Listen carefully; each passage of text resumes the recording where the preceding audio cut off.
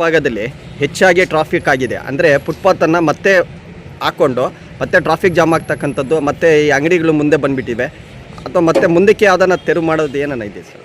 ಈಗಾಗಲೇ ಹಲವಾರು ಬಾರಿ ನಾವು ಕೆಲವೊಂದು ರಸ್ತೆಗಳನ್ನು ನಾವು ಎನ್ಕ್ರೋಚ್ಮೆಂಟ್ ಎಲ್ಲ ತೆಗೆಸಿದ್ವಿ ಮತ್ತು ವೈಡನಿಂಗ್ ಸಹ ಆಗ್ತಾ ಇದೆ. ಫುಟ್ಪಾತ್ ಕಾಮಗಾರಿ ಸ್ವಲ್ಪ ಡಿಲೇ ಆಗ್ತಿರೋದ ಕಾರಣ UG ಕೇಬಲ್ ಹಾಕಬೇಕು ಬೆಸ್ಕಾಂ ಕಡೆಯಿಂದ. ಈಗಾಗಲೇ ಕ್ಲಿಯರೆನ್ಸ್ ಸಿಕ್ಕಿದೆ. ಮೊನ್ನೆ ಶಾಸಕರು ಸಹ ಅದನ್ನು ಅವರೇ ಸ್ವತಃ ಇದು ಮಾಡಿ ಕ್ಲಿಯರೆನ್ಸ್ ಕೊಟ್ಟಿದ್ದಾರೆ. ಸೋಮವಾರದಿಂದ ಅಂದರೆ ನಾಳೆಯಿಂದ ಒಳಗಡೆ ನಾವು ಕೇಬಲ್ ಕಾಮಗಾರಿ ಮಾಡಿದ ತಕ್ಷಣ ಇಮಿಡಿಯೇಟಾಗಿ ಫುಟ್ಪಾತ್ ಚಾಲು ಆಗುತ್ತೆ.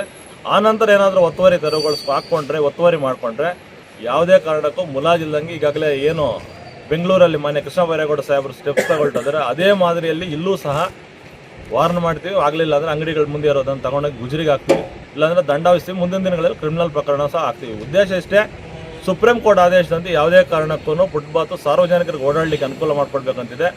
ಅದನ್ನು ದಯವಿಟ್ಟು ಈಗಲೂ ಮನವಿ ಮಾಡ್ತೇನೆ. ಈಗಾಗಲೇ ಎನ್ಕ್ರೋಚ್ ಮಾಡಿದ್ರೆ ಯಾರಿದ್ರೆ ತೆಗೀರಿ. ನಿಮಗೂ ಗೊತ್ತಿರ್ಬೋದು, ಬಾಗೇಪಲ್ಲಿ ಸರ್ಕಲಲ್ಲಿ ಒಬ್ಬ ಪೊಲೀಸ್ ಬೇರೆ ಸಹ ಒಂದು ಗಾಡಿ ನಿಲ್ಲಿಸಿದ್ದಕ್ಕೆ ಮೃತಪಟ್ಟಿರೋದು ನೀವು ಕಣ್ಣಾರೆ ನೋಡ್ತೀರಿ. ನಾಳೆ ಸಹ ಅದು ನಿಮ್ಮ ಮನೆಗಳಲ್ಲೂ ಸಹ ಆಗ್ಬೋದು. ಅದರಿಂದ ಯಾವುದೇ ಕಾರಣಕ್ಕೂ ಫುಟ್ಪಾತನ್ನು ಎನ್ಕ್ರೋಚ್ ಮಾಡಬೇಡಿ. ಎನ್ಕ್ರೋಚ್ ಮಾಡಿದ್ರೆ ಮುಲಾಜಿಲನ್ನು ತೆರವು ಮಾಡ್ತೀವಿ.